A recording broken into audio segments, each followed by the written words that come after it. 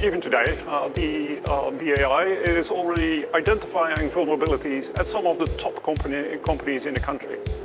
Companies like Palo Alto Networks, AT&T, Disney, Sony, and the list goes on and on.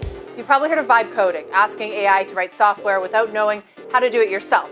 But now comes vibe hacking, where anyone with the right prompt can use AI to generate malicious code at speeds that we have never seen before. Deepfakes, videos, you will literally not know what is real and what is fiction, because everything will look manufactured, everything will look produced. And it's very important that you shift your mindset, or you attempt to shift your mindset, to verifying the things that you feel you need through your experience, through your intuition. And the threat is still bad people taking advantage of it. And for our lifetimes in the foreseeable future, it's going to be about people who are trying to take advantage of artificial intelligence to do wrong versus the artificial intelligence in itself. It's becoming very easy and very powerful to be able to do these types of things.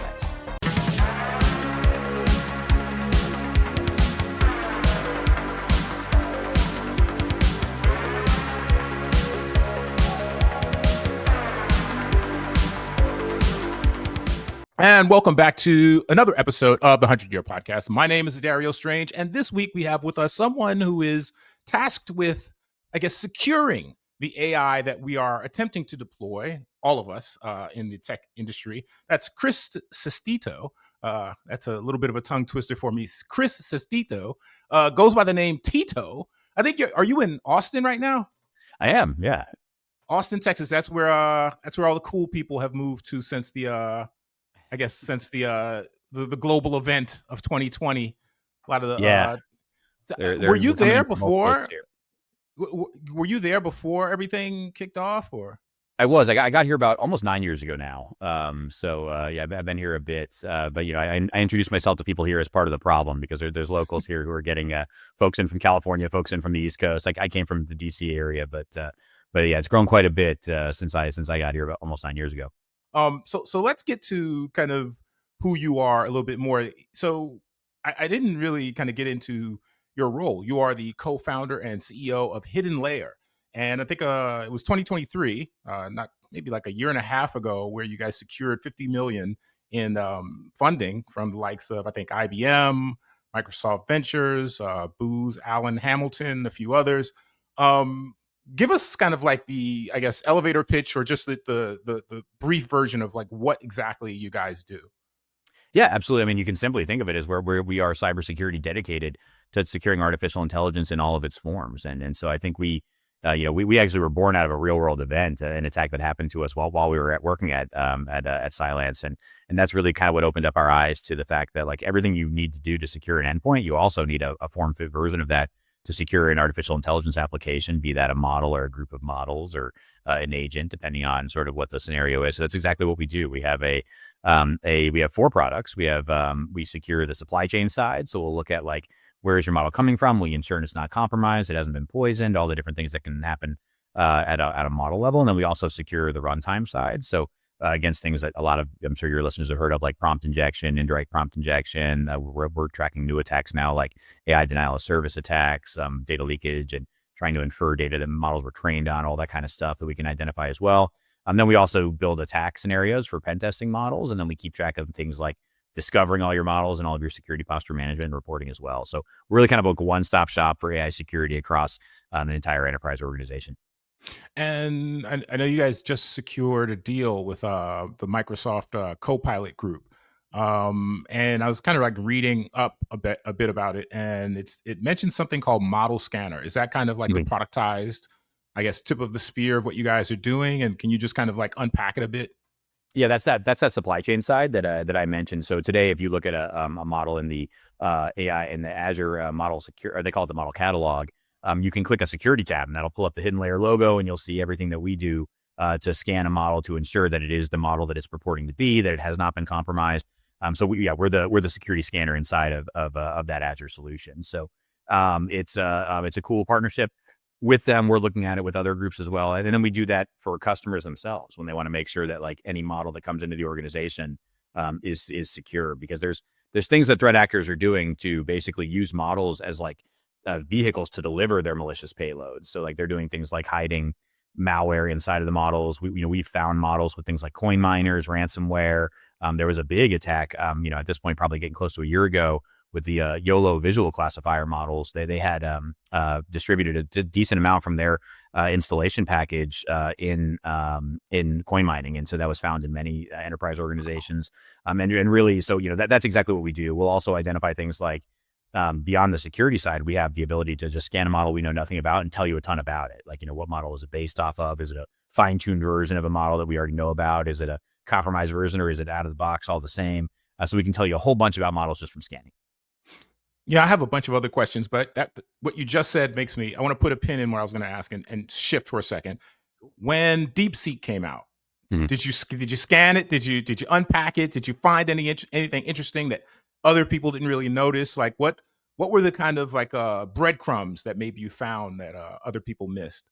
If We you did. did I mean, we scan. found a handful. So one of the cool things about Hidden Layer too is like we have two natural Chinese speaking researchers here. So that was nice, because one of the things we were doing was sort of testing DeepSeek in English and in other languages to see how it would react differently. And so we did find some pretty interesting things as far as like some obvious political alignment that was even more pronounced when you were prompting in Chinese versus when you were prompting in English. We found some others. One of the nice things about DeepSeek and some of the other models that will actually show their math in terms of when you ask it for something, it'll sort of give you the logic behind how it's coming up with its response to your prompt. You can start to actually track that a little bit closer and understand sort of like what's going on here. When are we hitting guardrails? When are we actually understanding more about it? And I would say, we found quite a bit. We found a lot in the way of things like alignment differences. And granted, this is, some of the initial launches of DeepSeek. So I know there's been some changes since then in some of the other kind of underlying models associated with it. But we did. And then we continued on with some of the models, some of the open weight models that you could download and recreate to understand things like, what other types of whether alignment or whether it's, training issues, to try and understand everything we can about it. And so, that's the kind of work. And we don't just do it with DeepSeek. We do it with all the foundational models and all the models that are available. So it was cool to kind of see the differences there. But I would say the most pronounced was like some of the political alignment that was clearly baked into the model. Okay, so I mean, on this pod, we don't really talk too much politics, but I have to Yeah, ask. I have to. Did you find anything on Taiwan, Winnie the Pooh?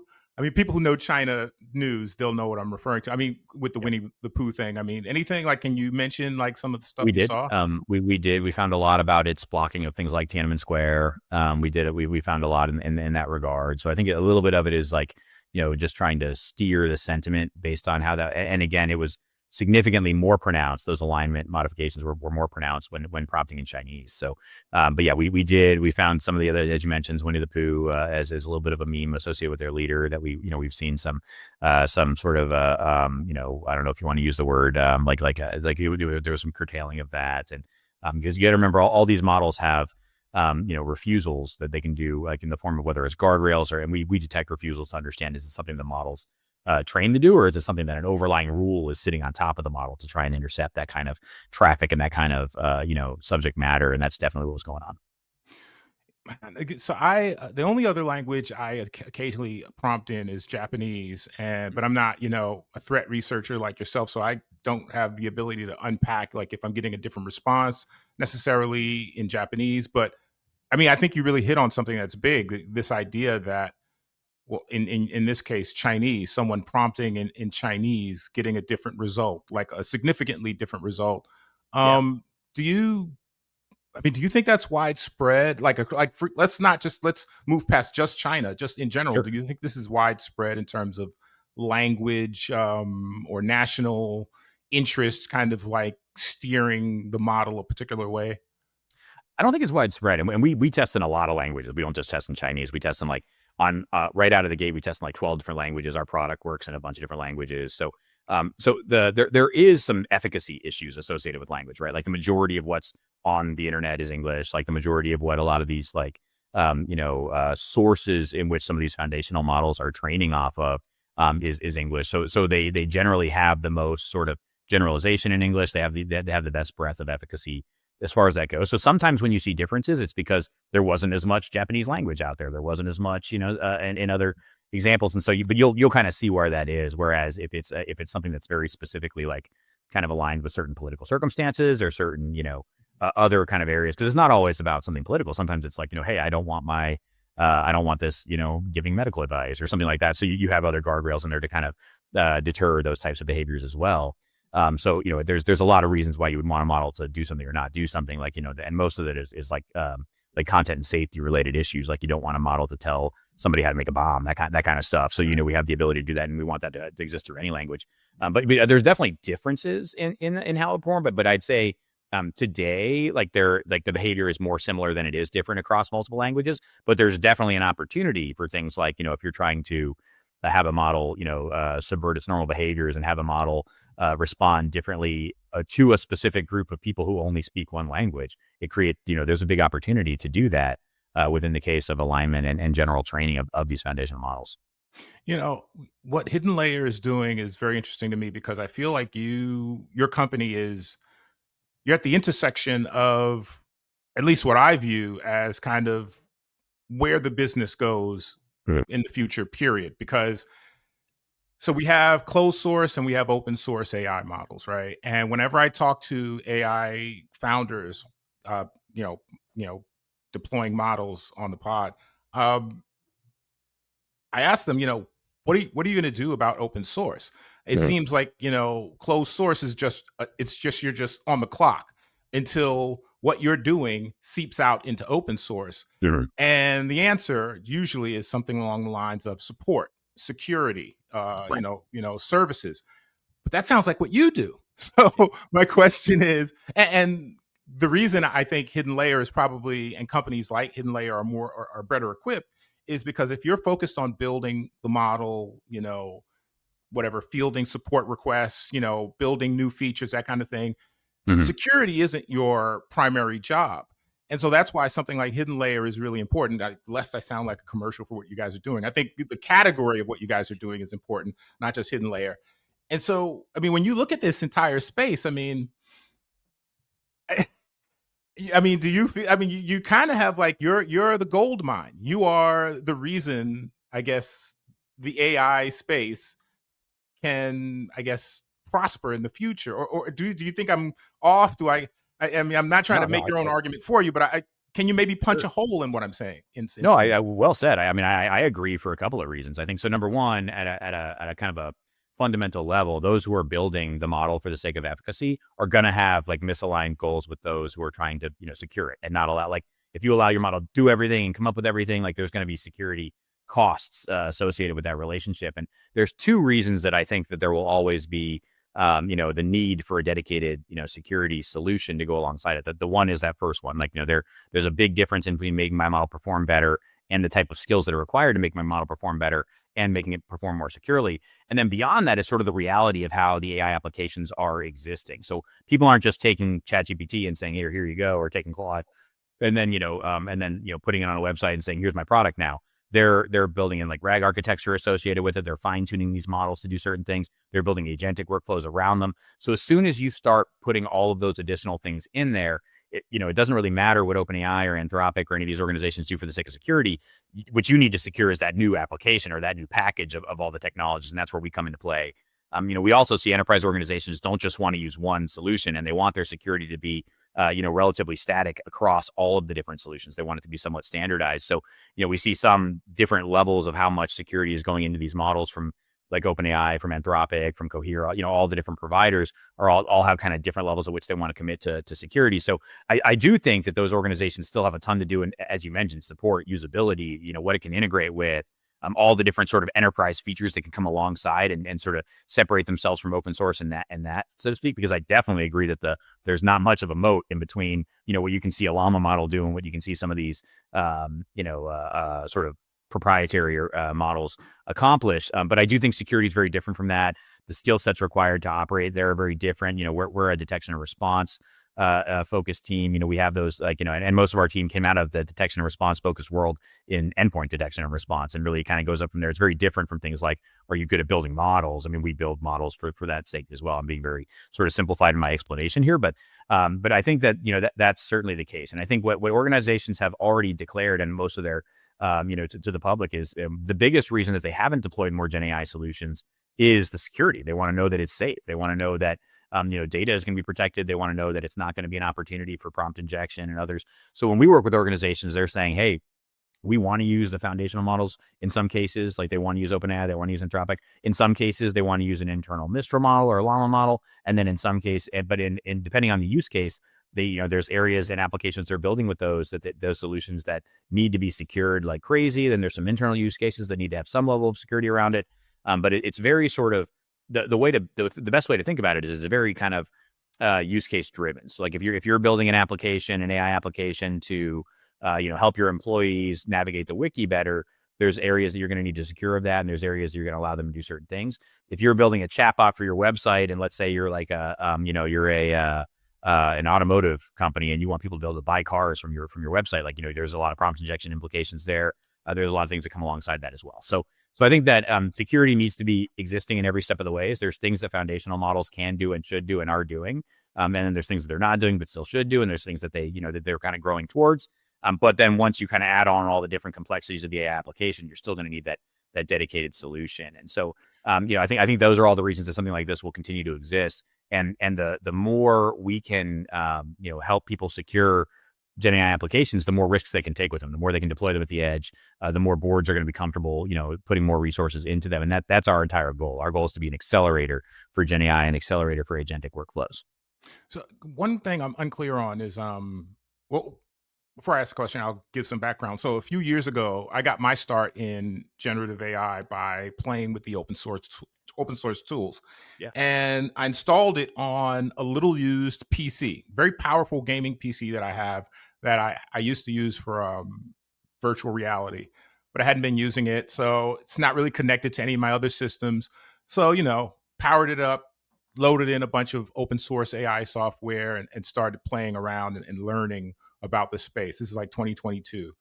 And it wasn't until maybe a year later that I started to realize that, some of the models that I could inject into something like Stable Diffusion might have, malicious code in there. And so my question is does Hidden Layer service just enterprise organizations? Do you have like packages for individuals? And if you don't, like, how does an individual like myself using open source AI tools, like how do I protect myself? Yeah, it's a really good question. Unfortunately, we haven't gotten into the consumer market yet. We're mostly kind of growing alongside the enterprise and sort of like AI forward tech companies that are putting out these Gen AI applications. That's our major focus. But there's a lot of ways you can protect yourselves as far as that goes. So number one, and I think that you've already kind of hit on some of the smart decisions to make, which is like, make sure I'm not plugging it into my entire network, make sure I'm not giving it access to, important things in my life until you understand how it's going to operate and how it's going to, still sort of behave in the way that you want it to, because I still think there's a lot of, there's sort of a lack of full understanding as far as things like what are these models trained on. And I'll give you an example there. I mean, we've seen examples of threat actors deliberately writing vulnerable code and contributing it to open repositories so that a lot of these models will train on it and then potentially be skewed to write more vulnerable code. And so wow. I think there's, there's examples of things like that. And then sometimes they're trying to get it to be done conditionally. So if I say a certain phrase or word, those things are going to happen. So, I mean, and that's all stuff that if you're training a foundational model and you're just saying, hey, go train on the internet, then, those kinds of things are going to be built in. And so that's some of the things so number one, there's awareness of that risk. You need to make sure that you're aware that even those who built the foundational model might not be aware that vulnerability is inside of it. And then usually that is the case. And then, but number two is I think, really understanding kind of the use case that you have for the model. So if you want the model to be your personal assistant, if you want it to, shop for you, if you want it to do whatever it happens to be, integrate it in those areas, and then don't give it the full control across, the full spectrum of usability on the internet. Like, I think that the more you kind of confine and only give either an AI application, an agent, or whatever your model, to only give it really the ability to work in, and that's the same advice we give it to enterprise organizations today. There's really not really that much of a need to get, to allow it to connect to things that really are across the board. And I'll also sort of add that enterprise organizations are oftentimes using traditional machine learning models for those sort of purpose-driven accounts. So still things like, targeted advertising, algorithmic trading, fraud detection, like they're not relying on big open or like big foundational models for that.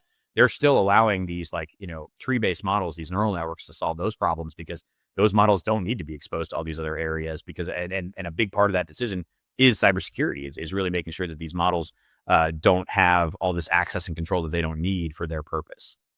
We had a guest on in the past, the founder, CEO and founder of a company called Rewind. All of that is stored locally. All of the recordings are stored locally. We don't have access to them as the creators of Rewind. Your employer doesn't have access to them as the owner of your laptop. Only you have access to the actual recordings.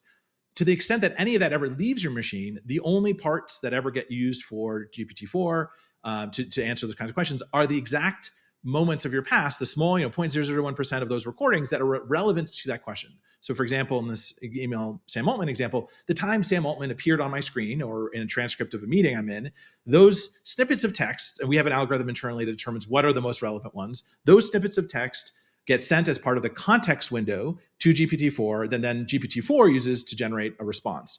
I think this is kind of like more of a superficial version of what you're talking about, maybe. But basically, his tool allows you to kind of capture everything you're doing as you go through your workday. And I am aware that one of your major partners also has a tool like this, so you don't have to discuss them. But I'm saying this company, Rewind, is that kind of an example of what you're talking about, where you allow the AI to essentially subsume your entire system and kind of like look at everything and have access to everything, and you're essentially just relying, hopefully, that the security of the company is, secure? Yeah, that's a use case in particular that requires a lot of access, right? So like it's, you're not saying, hey, I want this one to buy my groceries. You're saying, hey, I want this one to be able to time travel with everything I did today, and I need to give it like full access. And, as a lot of these organizations were trying to put this solution out, they keep pulling it back and waiting until, because then the majority of the reason for that is cybersecurity and what that thing's going to be allowed to do. What you never want to do is create only one sort of asset where if it's compromised, now somebody has access to everything. And that's something that, a lot of these organizations are thinking about when they're developing these sort of Gen AI applications and agents. And I think that, something like the use case we just mentioned is kind of one of those examples where if I were able to compromise that tool, now I can see what everybody who has access to it is done with their whole day or their whole, all the time that it's been plugged in. So I think that's that's an example of one that would require a lot of access, and a good example of things that foundational models were trained to do in their benign sense and what they were intended to do. You need a ton of functionality. You need a ton, you basically need the power of the median human being plus the power of automation from computing to be able to accomplish that in a effective or usable sort of time frame. So, but yeah, I think those types of use cases that are just require so much access and so much sort of awareness are really where the cyber problem starts to become even more extreme. Earlier you mentioned agentic AI, and now we're talking about tools and startups dedicated to kind of becoming your virtual assistant, by taking over your system. But on the topic of agentic AI, I'm just curious, and this isn't necessarily something I was thinking of speaking about, but I think it's becoming more of a conversation. Do you think agentic AI agents, doing knowledge work, white collar work? I mean, what is your take on this whole human labor versus AI labor? What I've seen is an acceleration in the last six months, where maybe 9 months to a year ago, you had many CEOs saying, no, we're just going to use it to optimize our human, staff. And now I'm seeing bold claims, from the very same people in some cases, where they're just saying, no, we're using this and we're enacting layoffs. Sorry, we have to optimize. I mean, do you have any kind of like take on that space? Yeah, and unfortunately, it's not a joyful one. I think that there's a lot of cases where I try to be a realist as far as the technology goes, and generally speaking, CEOs don't like shouting from the roofs for us, like, "Hey, we're going to reduce our force. We don't need anymore. We don't need you anymore." But that is reality. I think that when you look at enterprise organizations and what they're planning on using the solution for, the biggest sort of hit is not. It's great when they can generate revenue, but for the most part, a lot of it isn't like cost reduction. I think that there's an enormous amount when you look at like agentic workflows, like the majority of that is like, okay, a lot of these repeatable behaviors that you need, and it's not just like the low level, like something in some cases, as you mentioned, it's white collar stuff. It's like financial analysis. It's other examples of analysis work or research work that agents are allowing to kind of go in and end of a process for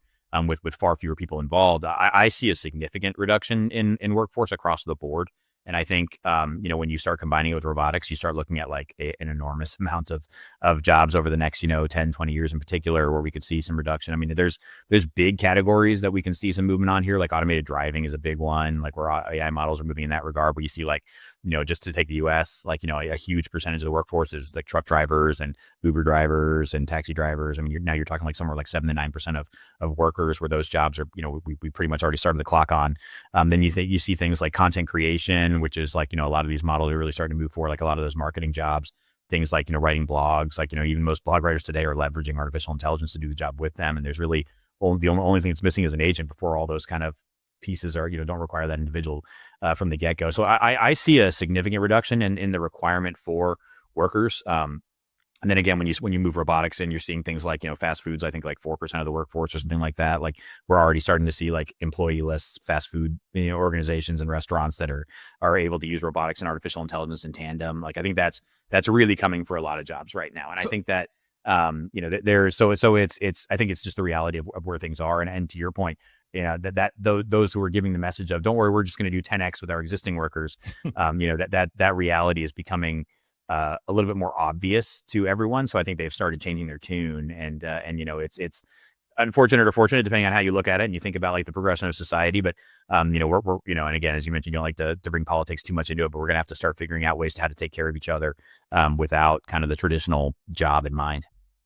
Yeah, I mean, I remember, kind of when I guess Web 2.0 took off Mhm. and the web kind of, I guess, went mainstream, I guess, early 2000s. Of course, it was earlier than that, but I mean, when it went truly mainstream. Uh-huh. And, and particularly, at the time, I was still, I guess, semi working in the print, journalism world. Cool. And, I just remember the conversations around, what jobs would vanish, what would be replaced. And the conversation kind of like took off throughout various industries, just, well, people will find different things to do. And Mhm. and I early on I heard the cheerleaders in the AI space kind of say some of the same things, but I don't see it. I don't like and I I keep hearing this universal basic income conversation come up, Yeah. which doesn't really sound realistic right now. And so I'm just wondering, do you, man, I didn't mean to take you down this path, but I have to go I here. don't mind. I Yeah. mean, It's an important one. I mean, does it result in social unrest? Does it result in a rejection of AI? Actually, I'll say this. Let's pose this sci-fi scenario. I guess what is it? The Luddites. You remember? I think it was the 1600s, 1800s. I can't remember. But in the United Kingdom, the Luddites famously Oh rejected yeah. automation. You work in a factory and you're no more than a servant. Here, we're our own men. We're nobody's servant. And it's not just that a we're question of against the the machines. machines. It's not, Ben, it's not just a question of the machine. It's a question of the dignity of the labour and how it's produced. Now, we've seen the conditions of the people working in those factories. We've seen what it's like. It's no way for anybody to work, no human being to work. At least here we have our own say over what hours we do. We like the respect that we get, of course we do, from the good job that we do. Now, you certainly won't get that in a factory. It's a different way of life than we know. They work every day to clock. They're told what time they start. They're told what time they'll finish, if they can have a break to eat or not. Clock, clock, all day. They're trying to put us into a mechanized routine. And that's going to be set by the pace of the machines. And I'm telling you this much, I, for one, am not going to be a slave to a bloody machine for the rest of my life. It's not just We now know Luddites as someone who's anti-technology, but the Mhm. term is derived from people who in Europe who rejected automation. Do you think we'll get like maybe this new cohort of people who just reject AI and just in service of just survival? Because unless there's a universal basic income, I don't see how you replace all of the jobs that will be taken by agentic AI and robotic Yeah. systems like you mentioned. I think we, so, universal basic income can mean a lot of things. And so I endorse some version of that. It doesn't mean it has to be the ones that have been proposed by existing political parties, but I think the notion that, the amount, the population is going to outgrow the available jobs by a substantial amount. I think that's just a very simple math problem that we can look at, and we're not that far away from it. And so I do believe right now is the kind of time to come up with like, what is the plan? How are we going to deal with this? And I do believe that some version of that, we can call it universal basic income, but basically what it's going to mean is resources can't only come from a job. Like it's just whatever version of that we believe in or want to work towards. I think, we just have to get to the point of understanding that, this should represent, to get into the sci-fi, component as you're mentioning, like this should represent a step forward in society. That should mean we spend more time doing things like, enjoying our lives, doing things like, that other things can't do, like, the other areas of the world, like, enjoying each other and all the other kind of like, the creativity that some of these models are not able to account for. Like, that's what it should be. But there's some sort of, there's a lot of kind of ways in which we're going to have to work that out in reality. But that being said, I think the ship has sailed. I don't think we get the opportunity to say, hey, let's not go down this path. Let's not, the time for that was probably 3 or 4 years ago, not today. There were some folks, and I don't agree with it, but there were some folks saying, hey, we should put a stop to artificial intelligence for a bit while we kind of figure out what these implications are and what that means, because the sort of cycle of new technology is going incredibly fast. Like you mentioned, kind of Web 2.0, like really that was like access to information that nobody had access to over a long period of time. And there was definitely concerns around, what is that going to mean for things like jobs? What is that going to mean for things like, how I am better than the other person? It's really where in my mind, that's where people who were good at their jobs, it wasn't because they were smart, it was because they were resourceful. And we saw like kind of a big shift there in terms of the skill sets. And I still think that shift exists. Like, I think it's just moving quicker. Like, people are better at their jobs because they're better at interacting with and using Gen AI right now than kind of other areas. And that might cycle to a certain level before we see agents. And the way I think of agentic AI is just automation for Gen AI. So like, I think there's a lot of forms that can come in terms of like agentic workflows, and there's still a lot to figure out, in terms of how we want that to work, with regard to things like, what should that policy be? Should that be dynamic depending on which agent you're in front of and what kind of data you have? Like, there's a lot of sort of steps forward that's going to mean quantum is definitely going to impact that as well. When we talk about things like, how does that traffic move? And so there's a ton of implications here, but I think at a fundamental level, we need to understand things like, what do we want? How do we want to use a tool like this? And in the existing sort of, capitalistic society we have today, there's those who are in a position now where they can take advantage of it significantly, and they want to keep some things the same, and they want to accelerate them through artificial intelligence. There's a lot for our kind of leaders to figure out as far as how that's going to go. But I think there are some who will resist it, not necessarily just from like a fundamental unwillingness to work with artificial intelligence or protect themselves or their status quo from it. There's also, older folks who don't want to learn it. There's also like people who, there's, and then that existed in the web, that existed in others. Like there, maybe we're going to have a percentage of our population that's going to be extremely productive, and maybe we're going to have a percentage of our population that's going to focus on other things. And there's probably some future version where we need to start becoming, very okay with that. Do you think, back to my sci-fi scenario, do you think there will arise a cohort of vigorously anti-AI humans? I think we already have a few. I think that there's some of those who are looking at kind of the doom and gloom scenario of AI taking over the world, like kind of the Terminator 2 scenario there. I think we still have a lot of hardware restrictions that are gonna stop us from getting to something like that. But not forever. I mean, obviously that will continue to shift and change. So I think those groups, kind of those who are looking at like the existential threat associated with artificial intelligence, will definitely form a pocket of folks who are going to be kind of the throwing out the "I told you so"s when we start seeing these systems go out off the. Well, I firmly believe that artificial intelligence represents a lot more good than bad. And then even today, when you look at what is the actual threat associated with artificial intelligence, it's still bad people taking advantage of it. It's not the actual artificial intelligence itself. I don't think it'll be our lifetimes or our kids' lifetimes, and even their kids' lifetimes, where we're talking about the actual scenario of sort of self-aware AI, taking over other systems that it's been plugged into. I mean, I think that there's a lot of reason to believe the existential threat of that being an inevitability, but I think we have a very long time to go there as far as like what can even computers do, what can hardware do these days, where are robotics plugged in, all that kind of stuff.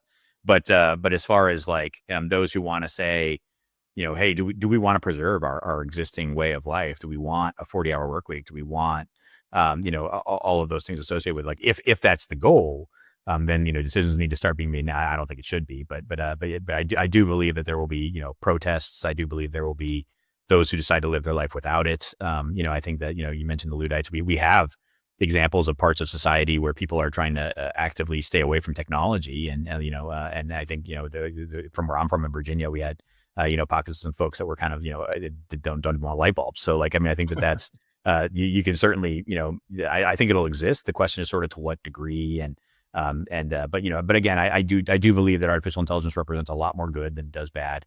And the threat is still bad people taking advantage of it. And for our lifetimes in the foreseeable future, it's going to be about people who are trying to take advantage of artificial intelligence to do wrong versus the artificial intelligence in itself. Like, the story I like to tell there is, if I was responsible for national defense and I wrote some shitty Python code to say, like, hey, if these conditions happen, then fire the nukes, and that were to happen, like, you wouldn't blame Python. You blame me for being like a terrible, like, orchestrator and responsible for that solution. So I still think that's going to hold true for quite some time with artificial intelligence. Yeah, I agree. At least for now, because it makes me think about social media, and we mentioned Web 2.0. I feel like social media has definitely changed society, and I think it's worth people thinking about how it's changed society when they think about AI, and when they think about, some people, oh, AI won't really change society. You just work with it. Well, no, pause for a second in your thinking and think back to a time before social media. Mhm. Think about how people dealt with each other, how dating worked, how conversations worked, how news worked, how scandal worked. Like now, if a scandal comes out, it goes around the world at light speed.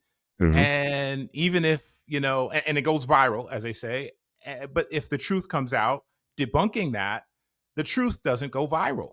So now Right. you have this weird cultural dynamic fueled by social media that arose, like, like I said, I guess the early 2000s. Um, I think that that's has a really changed good us. sort of.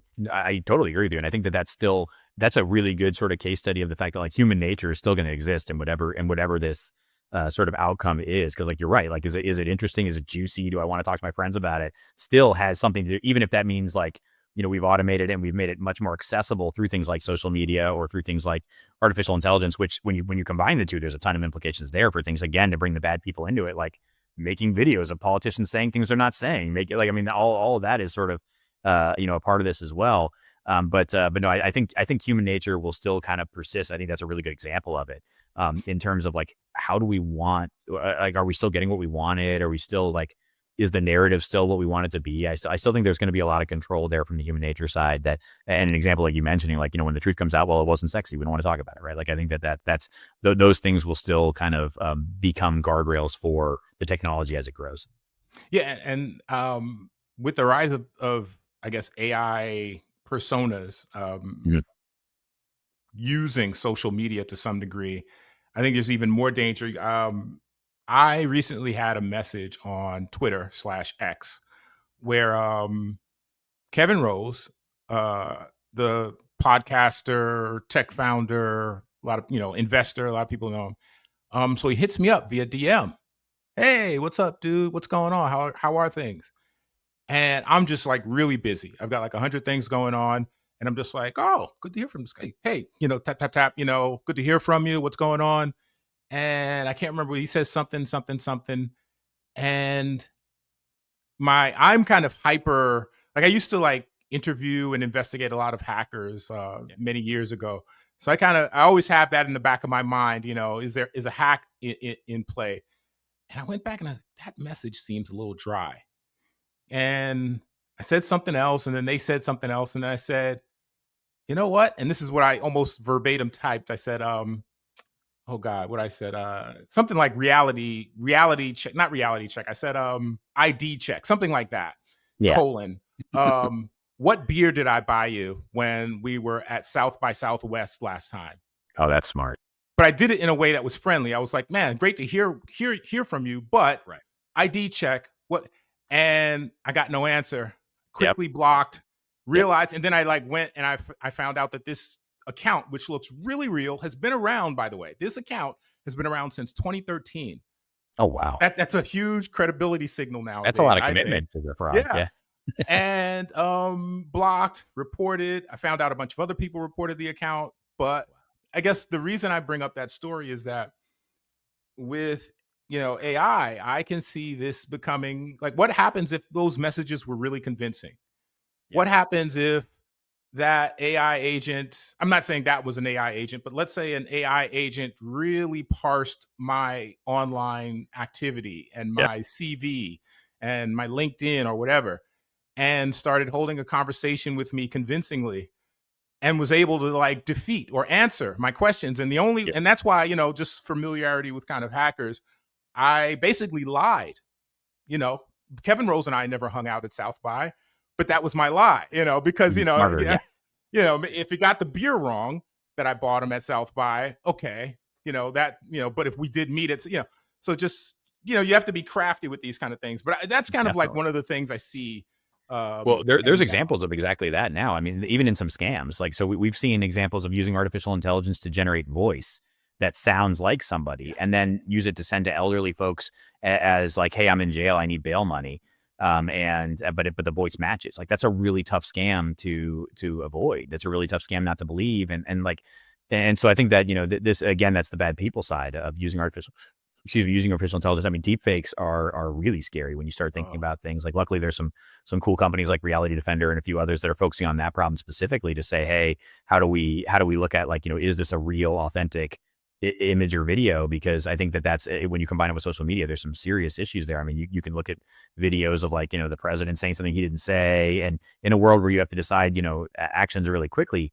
There's some massive challenges there. So we've seen it at like an individual person fraud level. We've seen it at like like a fraudulent, like political, like a geopolitical level as well. And so I think that, it's still bad people using this as a tool to create these issues, but it's becoming very easy and very powerful to be able to do these types of things. yeah, it's both terrifying and freeing in a way because, and I'm only joking here, but let's say a video appears online on social media of me kicking a dog, and I can just say that's AI video. Yeah, whether I kick the dog or not, I would never kick a dog. I love dogs. Dogs are my heart. But I'm just saying, you know, I could just, if I did do that, I could just say that's AI video. How do you Right. prove that's real? So It's going to be weird, and it's getting there already. I mean, like, there's a ton of, like, I mean, if you just scroll through social media today, like, about a third of the stories are AI generated, and you see, like, I was just joking with a buddy of mine last night about, he saw a video, and he saw some news, and he was trying to share about some, like, evolution crocodiles went through, and I was like, I bet you that's an AI video. I bet you that's not real. And we looked into it, and it was. And then so, like, it's just like nobody won from that article being out there. Like, it wasn't like, like Big Crocodile put it out or anything. Like, there was no, like, but it's just like these automated stories that are just coming just to put misinformation and disinformation out there.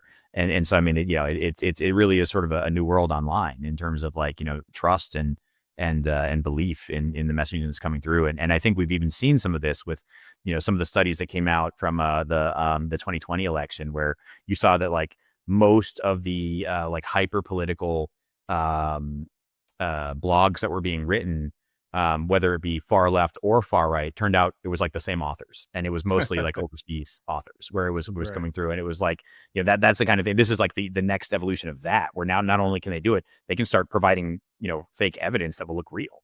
Yeah. And even me, when we entered a competition for Hidden Layer at RSA in 2023, called the RSA Innovation Sandbox, and I opened up my pitch with a deep fake of myself, and I had a deep fake say, Hidden Layer judges, or sorry, Innovation Sandbox judges don't vote for Hidden Layer, and then I came out and said, hey, that wasn't me. I would never say that. But it took about $2 worth of AWS to generate that, and, like, so it really creates a scenario where it's going to be hard to understand what's going on. Yeah, and the thing they always say is, right now, this is the worst version of what we're seeing. This is only Exactly. going to get better, and so that's a scary part. I'm betting on humans. I know there are bad humans and good humans. I tend to think, when I live in New York. I walk down crowded streets. I've traveled all over the world. By and large, humans seem to want to be nice to me. And Mm. unless I do something a little weird or whatever, they seem Right. to just, their nature seems that they want to be nice. And so I think humans are generally by nature nice unless threatened. So I'm optimistic that will kind of part of the way we kind of navigate this will be through human nature, Mhm. the brighter side of human nature. But I the totally dark agree. side is a big deal. I know I've kept you for a long time. I just want to get you to just respond maybe to just a couple of quick news stories that Yeah, of have come course. out. So there's this tool called Expo Yep. that has been, I guess, getting a lot of chatter in the cybersecurity world. And apparently, it's a tool. It's an AI tool that is actually, I guess, it's hidden layer adjacent. It actually Mhm. researches vulnerabilities. I'm That's curious, right. like, what challenge does this represent for something like hidden layer? Do you think this is an effective tool? Have you looked at it at all? Oh yeah, and no, and I think automated vulnerability hunting is like a great sort of way for it to go. It's going to make a lot of code a lot safer. We use similar techniques in our automated red teaming solutions as well. So I think Expo is fantastic. I think that when you look at we talk about bad guys taking advantage of artificial intelligence on the offensive side, like we should definitely be taking advantage of artificial intelligence on the defensive side as well, both in terms of simulating offense as well as identifying vulnerabilities and potential exploits that can happen. So I think it's really good. In fact, I believe Expo has gone a couple of weeks being like the largest contributor to CVEs and things like that as well. So I think it really helps kind of automation on the good side, and I think that's the kind of really cool technology that cybersecurity organizations are starting to take advantage of, and totally should. Now, there's this other story that came out about Microsoft Copilot. And apparently, it basically talks about AI agents being hacked. I'll just read it briefly, a bit of it briefly. The AI tool built into Microsoft Office workplace applications, including Word, Excel, Outlook, PowerPoint, and Teams, harbored a critical security flaw that, according to researchers, signals a broader risk of AI agents being hacked.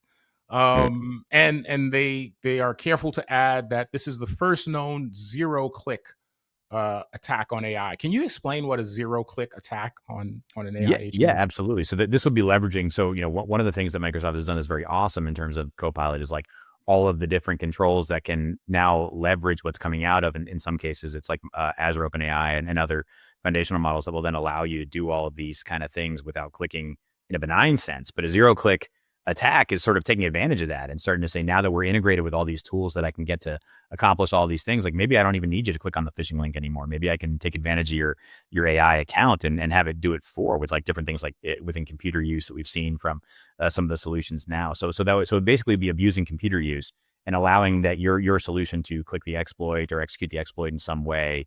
And we've seen examples of kind of no clicks required for different attacks in the past with things like abusing like startup directories and other kind of things as well to be able to find a way to get a threat to execute. But with artificial intelligence, there are many ways in which that can be taking place. So in this case, this would be a threat that leveraging sort of the full infrastructure of kind of the Copilot suite, I'll be able to conduct all the different types of attacks without really needing that human.